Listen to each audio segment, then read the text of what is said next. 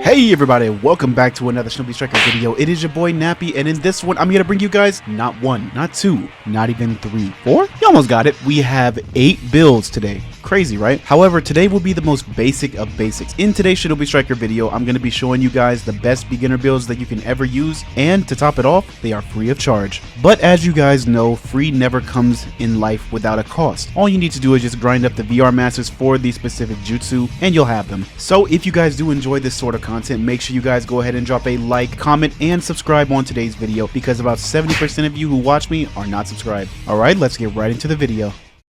The first role we'll be going over is the attack role. This class is one of the easiest to do damage with, and you don't even need your jutsus for the most part. However, they always help. Our first build is going to be Leaf Rising Wind and Sharingan, coupled with the Clay Clone, and for our ultimate we're going to be rocking the Boruto Strike. With Leaf Rising Wind, you teleport directly to your opponent and you kick them right in their jaw, which does a little bit of damage, and it lifts them in the air, which leads to more combo chains if you didn't have one already. The next jutsu is Sharingan, and this one, all it does is allow you to sub a single attack, whether it's a kunai, a hit, an ultimate, or even just a normal ninjutsu. These two jutsus work so well together because Sharingan gives you an extra substitution, and Leaf Rising Wind comes back off cooldown every 13 seconds, which makes it an incredible monster for free DLC. As for the ultimate, Boruto Strike doesn't even really matter, but it is the fastest recharging ultimate in the game, which is why I'm telling you guys to put it on. If you don't want to do any damage and you think that you need heals instead, run 7 Heavenly Breaths. Our next attacker build, and the last one, is going to be Universal Pull and Rasengan, and we're mixing it up a little bit with the ninja tool. Today we're going to be using the Paralysis Seal, an incredible ninja tool which you only get one of, but it's very much worth it. It stuns someone for a brief second, during which you can pop either a jutsu or you can combo them into light attacks. Universal Pull is a really good tool to have, especially if you want someone to come to you instead of them running away. The reason that I added Rasengan to this is because you can indeed Universal Pull into a Rasengan. However, it's a little bit buggy because sometimes they're able to block, but it should pose no problem for the most part. And for the sub, we're going to be using the normal Shadow Clone Jutsu. This is the most meta sub to use in the game because you're able to sub directly behind your opponent, and if you spam the light attack while you're subbing, you should be able to get a charge attack off that'll make you go directly towards that locked on opponent that you just subbed from.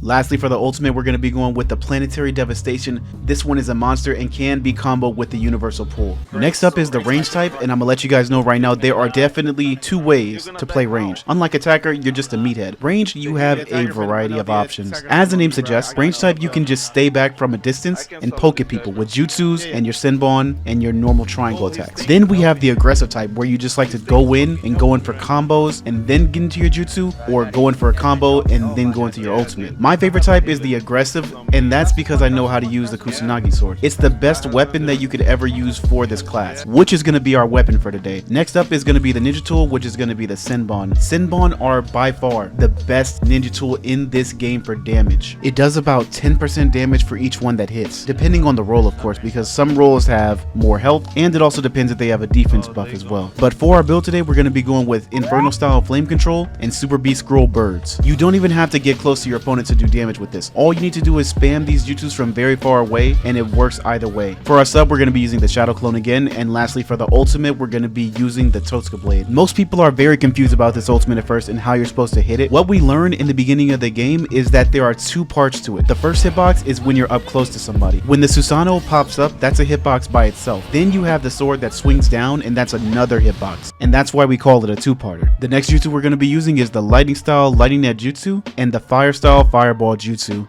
Originally, in the beginning of this game, this was the most deadly combo that ever existed. It's been nerfed quite a bit and only does about 50% damage compared to the 80% it used to, but it's still a devastating build in its own right. This one will be mostly for those aggressive players, so if you do indeed want to know how to play aggressively with the Kusanagi sword, I'll be leaving a link down below in the description, and I'll leave a timestamp in the video as well, and that link will direct you to my Kusanagi sword combo tutorial. Next up is the defense type, and when I called attacker meathead, I was just playing around. This has to be the craggiest, most beefiest, health-wise, and heaviest class in the game. You are noticeably slower than any of the other classes, but the takeaway is that you have a lot of health, and you still do as much damage if you have the right tools available. The first build is going to be Subterranean Voyage and Snake Thrust. Subterranean Voyage used to be very meta, simply for the fact that you could capture a flag or load up a base with it, but now that you can, it's more so just used as a healing tool and is very much recommended in the pit, though it's like 20 seconds for the cooldown. Snake Thrust is a jutsu used on pretty much every build, even even in the comp scene, even in the pit, no matter where you go. This jutsu heals you back for the amount of damage that you do to someone, and it's always the same amount. It also pushes people back into walls, which can extend your combo by just a little bit. As for my sub, I'm going to be using the Shadow Clone again for the ultimate water style Super Shark Bomb jutsu.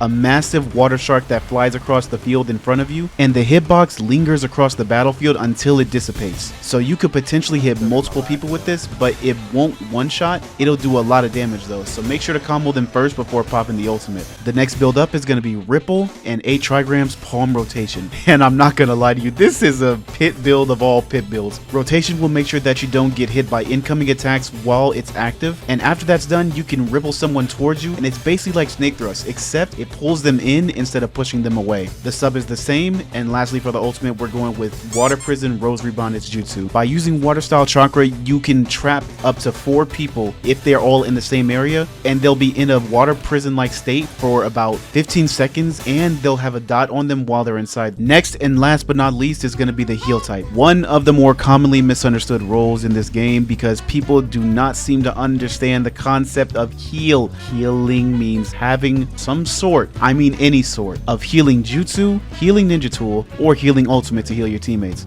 I know so many people have experienced this in Ninja World League where the healer will have absolutely no heals and they'll just be walking around and just dying for no reason. I beg of you healers, pay heed. Our first build is Palm Sage and Cellular Extraction Jutsu. For our ninja tool, we're going to be using the heal tag, and if you guys are seeing where I'm going with this, we're going full heals. You don't have to exactly run this. In fact, I would encourage more diversity, but make sure that you have on Cellular Extraction Jutsu and heal tags. Lastly, for the ultimate, we're going to be going with the Feather Illusion Jutsu. This puts you into a genjutsu-like state that Kabuto used in the Chunin exams, and if it actually made contact with you, you go to sleep for about 7 seconds with your ninja tool, ninjutsu, and sub count all reset. The next build and the last one for today is going to be the Heavy Boulder Jutsu, Cellular Extraction, and heal tags. Same sub, however, for the ultimate, we're using the Gentle Step Twin Lion Fist, one of my favorite go-to healer builds to use in both Ninja World League and potentially in the pit. However, this build is specifically to combo that Heavy Boulder into your ultimate. Gentle Step Twin Lion Fist is one of the easiest and the fastest charging ultimates for healer in the entire game. You can get about 5 a game if you pop them as soon as you get them. This ultimate does damage, and if it connects with the final part, it resets the enemy's entire ultimate. Fire, right? That's gonna be it for the builds today. These are just the beginners though, so if you guys actually want me to make a new video showing you the advanced builds that everyone should be using, just let me know down in the comments below and I will gladly oblige. Like usual though, you guys have a wonderful day